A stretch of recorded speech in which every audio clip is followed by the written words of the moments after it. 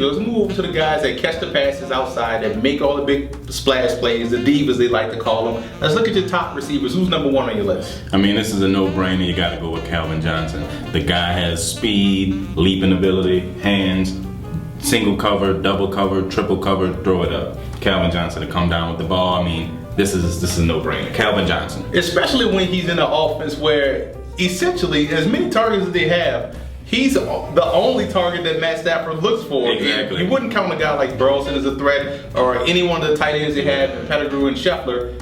Is Calvin Johnson. He's going to get the target, so that's a great pick. Who's number two? Number two is Larry Fitzgerald. Now, in my opinion, he's the best receiver naturally as far as skills and catching the ball. Larry Fitzgerald, anything comes in his direction, he's going to come down with it. He's another guy, single cover, double cover, throw it up. Larry will go and get it. He's a superior route runner.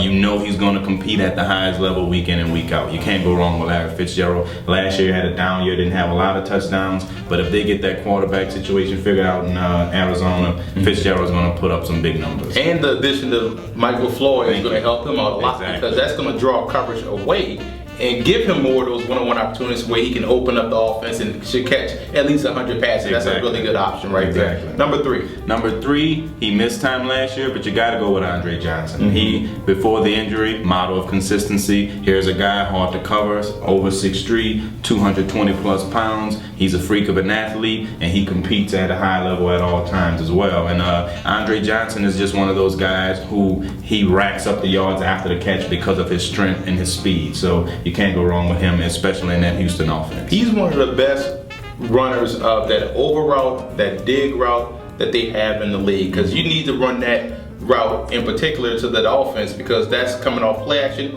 He dominates off that play action pass out there in Houston. Who's number four on your list? Number four on my list is a bit of a surprise. I'm going to go with Demaryius Thomas out of Denver. The reason I'm going to go with him is because they bring in Peyton Manning, and Peyton Manning knows how to get the ball to receivers. They won't have any problems in the passing game. If Peyton is healthy, you can expect Demaryius Thomas to get a lot of passes. You know Peyton is going to look for him, as he's the most explosive receiver on that team. So that is more of a call that Peyton is going to increase his game to something of a all-star level with, superior quarterback play. That's the first surprise right there. You Exactly. surprised me with that one. I can't even come back with that one. So number four, that was number four. Who's number five? Number five, I'm going to go with Steve Smith. Steve Smith, forget the age, forget the height. This guy is a gamer, and he has a quarterback who's going to give him the ball. And Steve Smith, he fights for the jump ball, and also talk about dangerous after the catch. Steve Smith has top flight agility, and his drop in production was more due to the play of Jimmy Clausen than it was due to Steve Smith's ability. As you see, with a good quarterback, this guy can do whatever he wants. Number six, I have to go with Wes Welker in New England. Welker is, he's going to get his catches in this offense. There are too many tight ends in New England to defend, so that leaves Welker in a lot of one-on-one coverage. This guy leads the league in total reception over the past 4 years, so if you go with a consistent guy every year, you're likely to get the same results. So look for Welker to have about 100 catches and a lot of easy touchdowns in that red zone offense. Yeah, and Brady does a great job of throwing him open, and once he gets a good move off the line of scrimmage, he's pretty impossible, fairly impossible to stop. So who's next on your list, number seven? Next on my list will be Victor Cruz in New York. Here's a guy that we've always liked ever since we saw him in that preseason game years ago against the Jets. This is a guy that has elite ball skills as far as being able to make a play on the ball in traffic. It doesn't matter who's around him,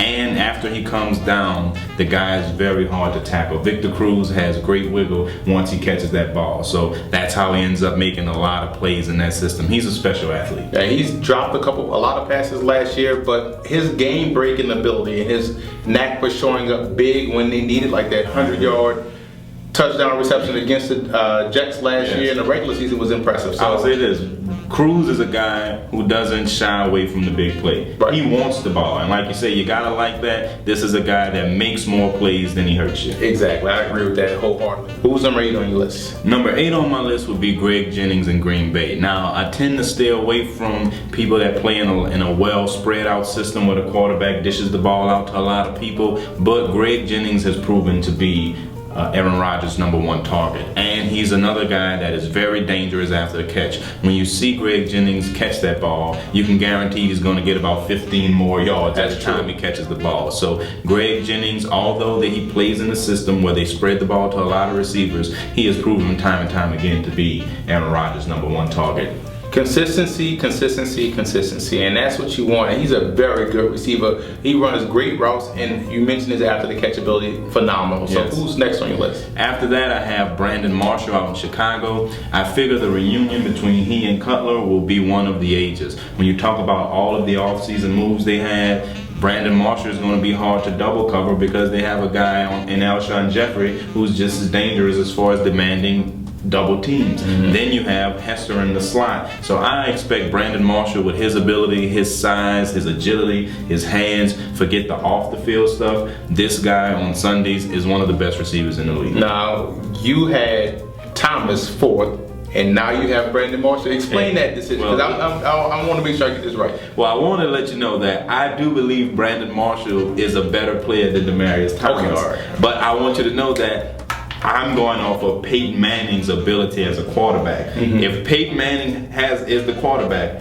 he's going to feed his #1 receiver. So I look for Demaryius Thomas to put up numbers as if any Peyton Manning #1 receiver would put up. So it's not a knock on Marshall, and I know I elevated Thomas to a higher status, but it's more about Peyton Manning than it is he. But Thomas has the tools to put up big numbers if he has a great quarterback. But individually, all right, just making sure. I want to make sure. Yeah, So he does have a vicious stiff on me. Exactly. I found out the playoffs, but AJ Green is your #10 wide receiver. Yes. Talk a little bit about AJ Green. AJ Green, you gotta love this kid. Forget the frame. People knock him for being wiry or whatever. This guy can move, and he has hands and ball skills. And I'm talking about focusing on the ball, no matter how many other defenders' hands are in the way, no matter if he's single cover, double cover.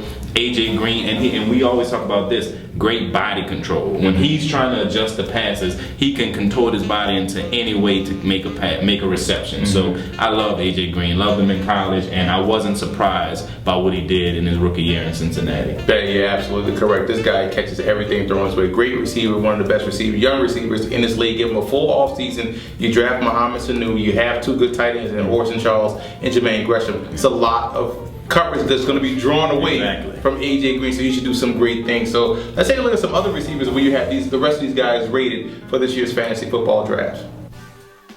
Now, it would be almost un-American to leave a Saints wide receiver off this list, so Marcus Golson reaching at number 11 should have another outstanding season for the Saints. You look at Jordy Nelson for the Packers, very solid wide receiver, and quietly has become a huge deep threat for that Packers offense. Hakeem Nicks, big playmaker. He has to stay healthy, but I think he's going to have another fine year for the Giants. You have to like the Vincent Jackson signing down there in Tampa. He's going to put up huge numbers in that offense with Josh Freeman. Dez Bryant, if he can get his act together off the field, we know on the field, he can provide instant playmaking ability. Randy Moss should put up huge numbers in that offense. They're well stacked at the receiver position. Deshaun Jackson does a great job of helping you out on returns and also making big plays on end arounds and also deep passes down the field. Reggie Wayne should be a consistent target, #1 target for rookie Andrew Luck. You have to like what Dwayne Bowe will bring to the table for that Chiefs offense. I think they'll get back into the playoffs, and Bowe will be a big part of that.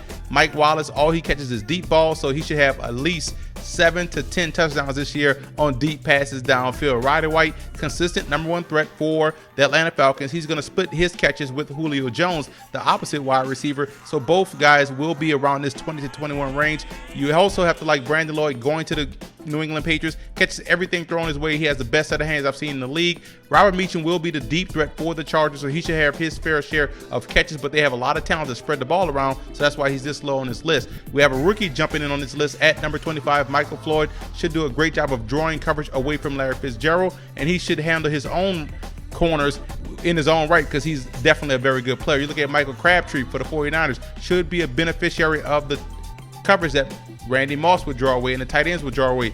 Percy Harvin is so low on this list due to the fact that he's playing with a young, inexperienced quarterback, not necessarily a bad player. He's just in a bad situation. Pierre Garçon should have a solid situation out there with the Redskins, so that's why he's in the top 35. Eric Decker should be the direct beneficiary of a guy like Peyton Manning throwing him the football. Stevie Johnson, if he can catch the football in the fourth quarter, he's going to be a very good option. Anquan Boldin, the veteran leadership he brings to the Ravens offense, he should see the bulk of the receptions come his way. And Greg Little is another guy that plays in a bad offense, but he should get the bulk of the carries, which is why he rounds out the top 32.